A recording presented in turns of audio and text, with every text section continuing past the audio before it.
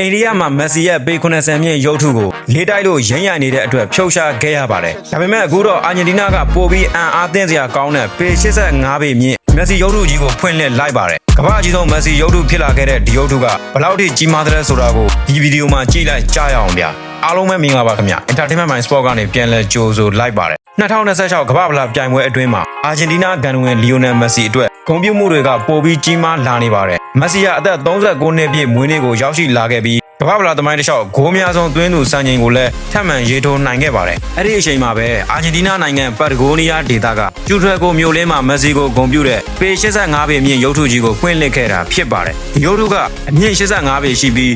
တန်မဏိတန်80ခန့်အသုံးပြုတိစောက်ထားတာဖြစ်ပါတယ်ရုပ်ထုကိုဖန်တီးတဲ့သူကတော့ဒေသခံဗဟုဇရာအဲရိုဘီရိုင်းစာဖြစ်ပြီးတိစောက်ဖို့18လအချိန်ယူခဲ့ရပါတယ်ရုပ်ထုရဲ့ပုံစံကတော့2022ကမ္ဘာဗလာဘိုလူဝဲမှာအာဂျင်တီးနားအသင်းဘိုးဆွဲပြီးနောက်မက်ဆီဒူးထောက်ကအောင်ပွဲခံခဲ့တဲ့အခိုက်အတန့်ကိုပြန်လည်ဖော်ပြထားတာဖြစ်ပါတယ်စိတ်ဝင်စားစရာကောင်းတာကတော့ဒီရုပ်ထုမတိုင်ခင်ကကမ္ဘာအကြီးဆုံးမက်ဆီရုပ်ထုအဖြစ်သတ်မှတ်ခံရတာကအိန္ဒိယနိုင်ငံမှာတည်ဆောက်ထားတဲ့ပေ90မြင့်ရုပ်ထုပဲဖြစ်ပါတယ်ဒါပေမဲ့အဲ့ဒီရုပ်ထုကလေပြင်းတိုက်ချိန်တွေမှာရင်းရိုင်နေလို့အာဏာပိုင်တွေကလုံခြုံရေးအကြောင်းပြပြီးဖြုတ်သိမ်းခဲ့ရပါတယ်နောက်ပိုင်းမှာတော့ပုံမလုံခြုံတဲ့နေရာကိုပြောင်းရွှေ့တက်ဆင်ဖို့စီစဉ်နေကြပါတယ်ရက်ပိုင်းအကြာမှာပဲအာဂျင်တီးနားကပေ85ပေမြင့်မက်ဆီရုပ်ထုကြီးနဲ့စံချိန်သစ်တင်လိုက်တာဖြစ်ပါတယ်မက်ဆီကိုဂုဏ်ပြုတဲ့ဒီလိုကြီးမားတဲ့အမှုပညာလက်ရာတွေကသူဟာဘောလုံးသမားတဦးထက်ပိုပြီးအာဂျင်တီးနားနိုင်ငံအတွက်ဂုဏ်သိက္ခာတစ်ခုဖြစ်နေပြီဆိုတာကိုပြသနေပါတယ်ပရိသတ်တွေရောပေ85ပေမြင့်မက်ဆီရဲ့ရုပ်ထုကြီးကိုဘယ်လိုမြင်လဲဗျဂုဏ်တယောက်အတွက်ထိုက်တန်တဲ့ဂုဏ်ပြုမှုလို့ထင်ပါသလားကွန်မန့်မှာမှတ်ချက်ရေးပေးခဲ့ကြပါဦးအားလုံးကျေးဇူးအထူးတင်ပါတယ်ဗျာ